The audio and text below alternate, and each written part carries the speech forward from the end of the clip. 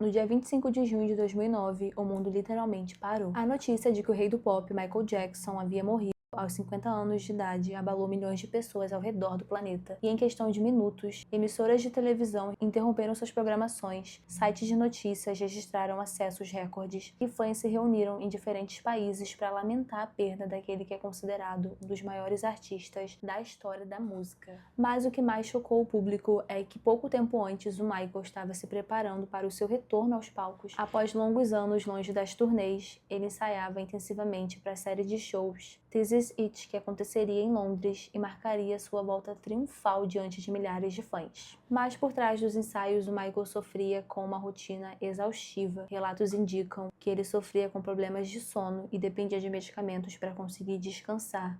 E foi justamente na manhã daquele dia que tudo mudou, quando equipes de emergência chegaram à mansão do cantor em Los Angeles e encontraram Michael inconsciente. E apesar das tentativas de reanimação, ele acabou sendo declarado morto poucas horas depois, dando início a uma das investigações mais acompanhadas e que até hoje levantam uma série de questionamentos, e até mesmo dando início a uma série de teorias.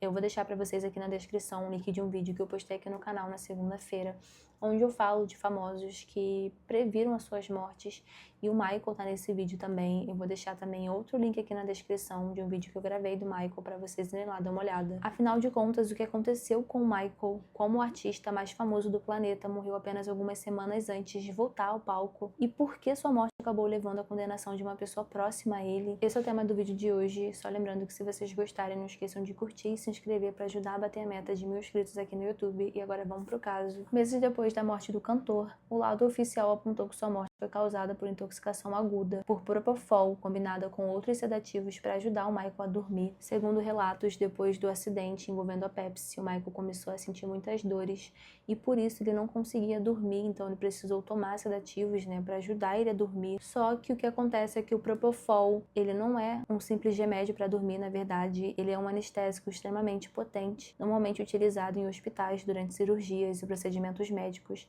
sempre sob monitoramento constante dos profissionais e equipamentos especializados para poder atender qualquer necessidade da pessoa. No entanto, segundo as investigações, o Michael estava recebendo o medicamento dentro de sua própria casa, sem o auxílio, dos equipamentos especializados e nem mesmo de uma equipe médica ali para poder auxiliar ele. E claramente essa descoberta acabou levantando uma série de questionamentos. Afinal, por que o anestésico cirúrgico estava sendo usado como auxílio para dormir e como um dos artistas mais famosos do mundo estava recebendo esse tipo de substância fora de um ambiente hospitalar? As atenções rapidamente se voltaram para Corbin Murray, médico pessoal do Michael, que havia sido contratado poucos meses antes da turnê que o Michael realizaria. E uma das coisas que chamou mais atenção naquele momento é que, segundo fontes, ele havia demorado cerca de 1 hora para chamar a emergência depois que ele encontrou o Michael debilitado no quarto. Então, obviamente, essas circunstâncias deram início a uma série de investigações que acabaram resultando em o Corbin sendo processado, e o julgamento dele teve início em 2011 e rapidamente se transformou em um dos casos mais acompanhados do século. Milhões de pessoas ao redor do mundo acompanharam os depoimentos de médicos, paramédicos, especialistas forenses e funcionários que trabalhavam para o Michael. Enquanto a acusação sustentava que o Corbin havia sido negligente, a defesa tentava demonstrar que o Michael enfrentava graves problemas de insônia e que sua relação com medicamentos vinha de anos antes. Após semanas de depoimentos e análises, o júri enfim chegou ao seu veredito, com Corbin sendo considerado culpado de homicídio culposo pela morte do Michael e condenado a 4 anos de prisão. Mesmo assim, ele não cumpriria toda a pena. Em outubro de 2013, após cerca de 2 anos preso, o Corbin foi libertado devido a regras relacionadas à superlotação carcerária e aos créditos por bom comportamento.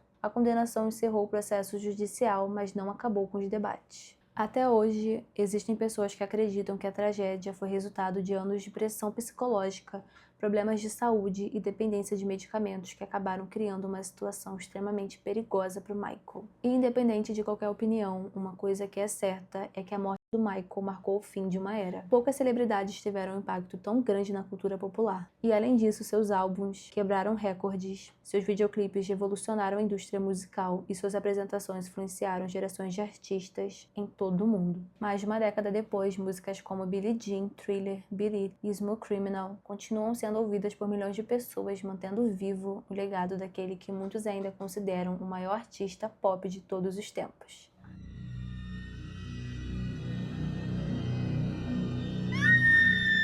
E você, o que você acha sobre esse caso? A condenação do Corinth para você foi suficiente? Ou tem mais coisa ali, né? Mais coisa complexa para poder investigar? Tem um vídeo aqui no canal, vou deixar o link para vocês na descrição, onde eu falo, né, que o Michael teria sido um dos famosos que previu a morte. Então, nesse vídeo eu falo, né, das teorias que existem ali, de músicas que ele escreveu, que inclusive tem uma música que o nome é Ameaçador, e nessa música ele fala, né, sobre estar sendo perseguido. Então eu vou deixar o link para vocês aqui. E é isso, pessoal. Obrigada por assistirem até aqui. Beijão e até o próximo caso.